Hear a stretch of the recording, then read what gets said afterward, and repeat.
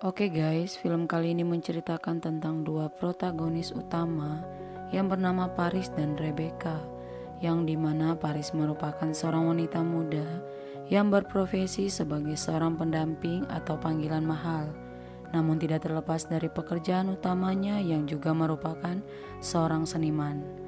Sedangkan Rebecca adalah seorang istri parubaya yang telah menikah dan memiliki suami yang kaya, namun sayang ia tidak merasa bahagia bersamanya, dan tentu juga menciptakan keluarga yang tampaknya sempurna dengan Mason Westreich suaminya.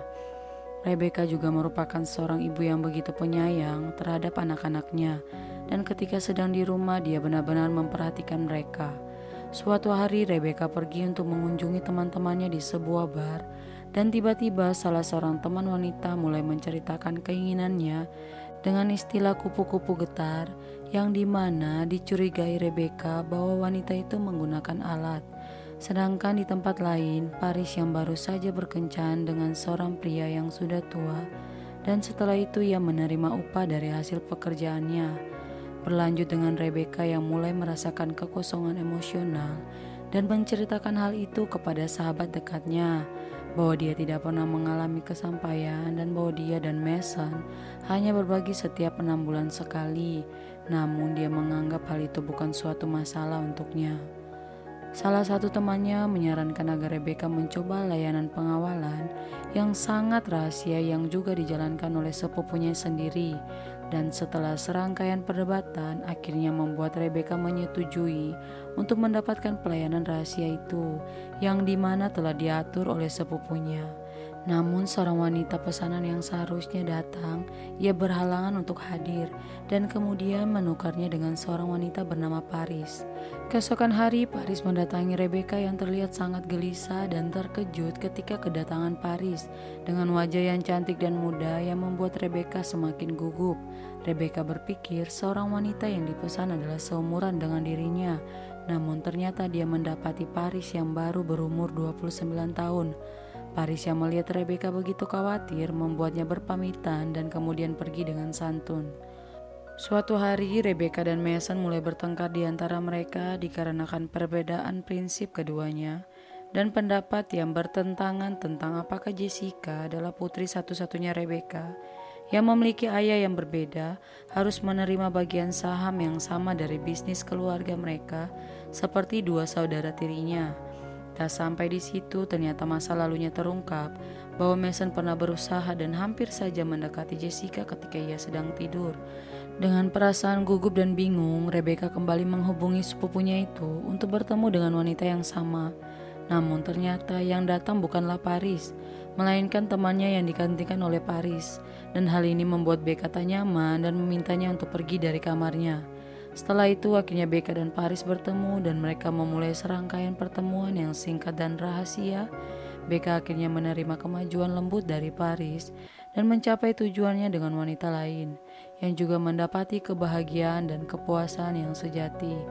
Pada akhirnya kita tahu bahwa Paris yang sangat dihargai atas pekerjaannya itu ternyata terlihat menderita dikarenakan kesalahan pada masa lalu dan berakhir melakukan profesi ini, dan tersirat bahwa ternyata suami Paris telah meninggal setelah ia secara tidak sengaja mendorongnya ke jalan dan membuatnya ditabrak mobil. Dan kejadian itu terjadi beberapa hari setelah pernikahan mereka. Hari demi hari berlalu, kedekatan mereka membuat Rebecca lah yang akhirnya berhasil membantu Paris untuk melepaskan masa lalunya dan kemudian berakhir sembuh dari perasaan bersalah setelah kepergian suaminya itu. Sementara itu, salah satu putra Rebecca dan Mason menemukan sebuah laporan medis yang disembunyikan di meja kantor milik Mason. Kemudian mengajak Hank dan Jessica menghampiri Rebecca untuk menanyakan kebenaran laporan itu, bahwa apakah ia mengetahuinya selama ini. Sehingga anak-anaknya berasumsi bahwa laporan itu merupakan milik ayah mereka. Dan Rebecca pun meminta anak-anaknya untuk tidak membicarakannya lagi. Setelah itu Rebecca menemui Mason yang ternyata telah mengetahui penyakitnya dan meminta Mason untuk tidak berusaha menyembuhkannya karena semua itu tidak akan berhasil.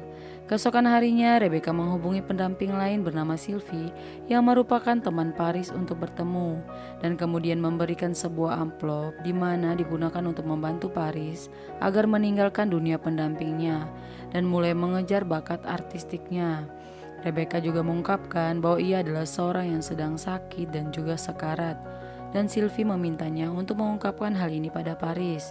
Setelah itu, Rebecca menemui Paris dan membuat keputusan berani dengan mengucapkan perpisahan dengannya, dan hal ini membuat Paris sangat terkejut. Dan akhirnya Rebecca pun pergi untuk selamanya dengan cantik sebagai seekor kupu-kupu cantik dan manusia yang sangat baik hati.